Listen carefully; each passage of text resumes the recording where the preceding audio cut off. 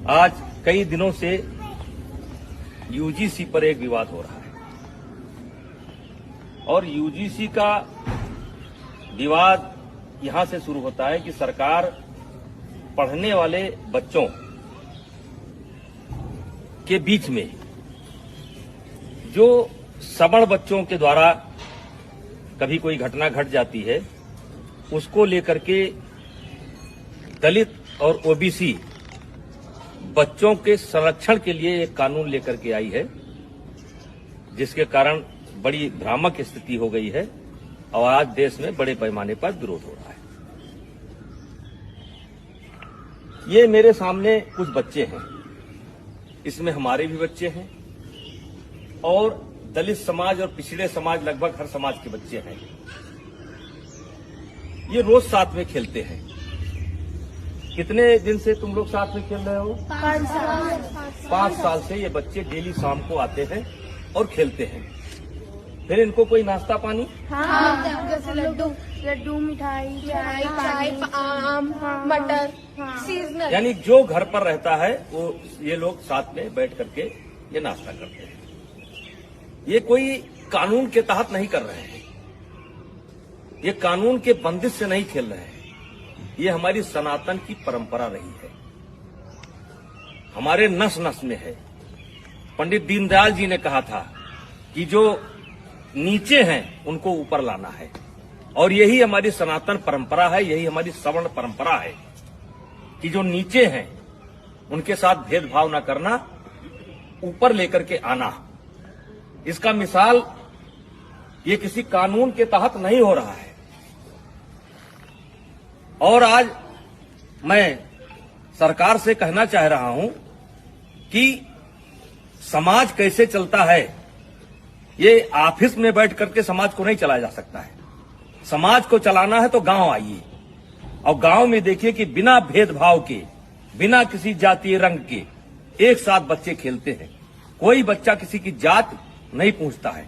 क्या आप चाहते हैं कि भविष्य में इस घर के अंदर एंट्री दी जाए तो ओबीसी को न दी जाए?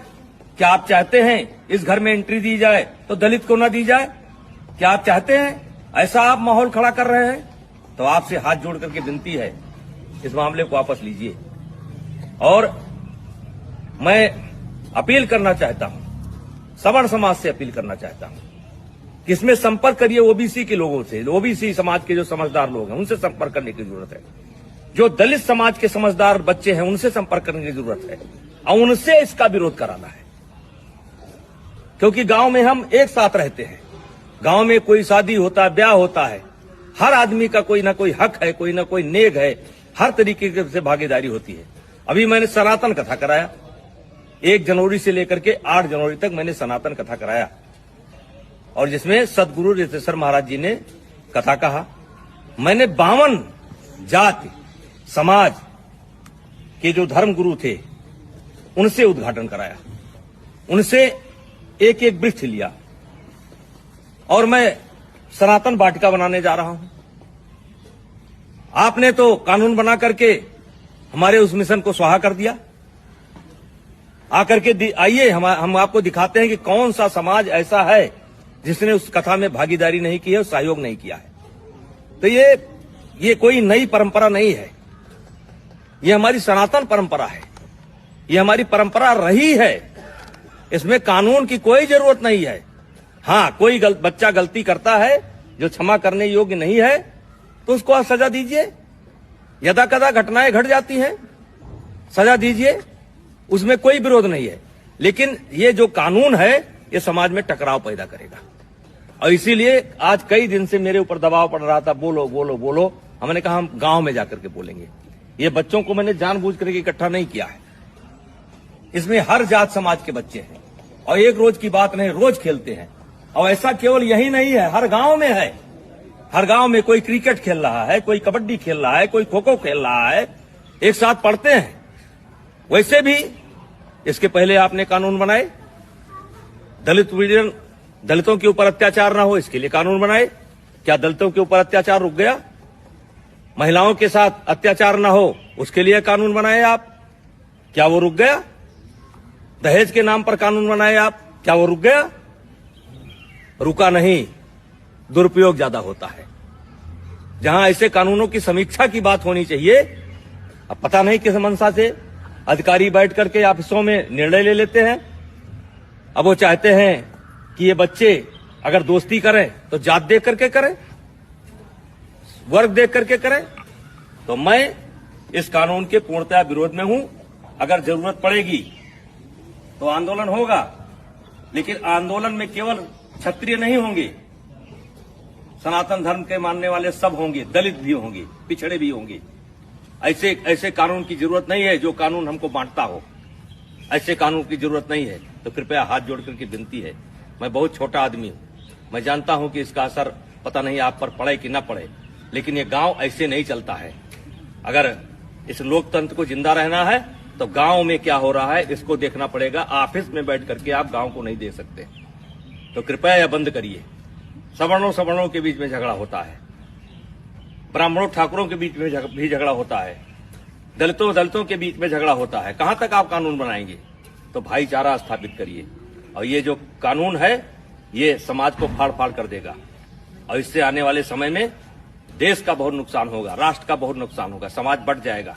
कृपया हाथ जोड़ करके विनती है, ऐसे कानून न लावें। कहने को तो बहुत कुछ इच्छा है, बोला जा सकता है, लेकिन बोलने की कोई आवश्यकता नहीं है। इस कानून से ये बच्चे बढ़ जाएंगे, ये जात देख करके दोस्ती करेंगे। कितने साल से आते हो तुम लोग? 5 साल से आते हो। और कुछ नाश्ता पानी मिलता है? हैं? खेलते हो? तो मैं जो लोग भी लेकर के आए हैं उनसे कहना चाहता हूं कि ये कानून आपका समाज में भेदभाव पैदा करेगा और ये बच्चे बढ़ जाएंगे, और ये देश के लिए अच्छा नहीं होगा। और मैं इस कानून में, वैसे मैं एबीपी का बयान देख रहा था, संतुलन की बात की गई है। इस कानून में संतुलन नहीं है। आपने एक पक्ष को अपराधी बना करके खड़ा कर दिया है, और वकील का भी मौका नहीं दिया कि इनका वकील कौन होगा। तो जो गलत करता है उसको सजा मिलनी चाहिए, चाहे क्षत्रिय समाज का हो, चाहे ब्राह्मण समाज का हो, चाहे किसी समाज का हो, वो सजा का हकदार है। उसका कोई समर्थन नहीं करेगा, हमारा कोई समाज समर्थन नहीं करेगा। लेकिन आप ये बच्चों में भेदभाव मत पैदा करिए, स्कूलों में भेदभाव मत पैदा करिए। और मैं फिर अपील करना चाहता हूं दलित समाज के बच्चों को, जो पढ़े लिखे बच्चे हैं उनको अपील करना चाहता हूं, ओबीसी समाज के बच्चों को अपील करना चाहता हूं। ये देश हम सबका है, और इस देश में सौहार्द बनाए रखना हम सबकी जिम्मेदारी है।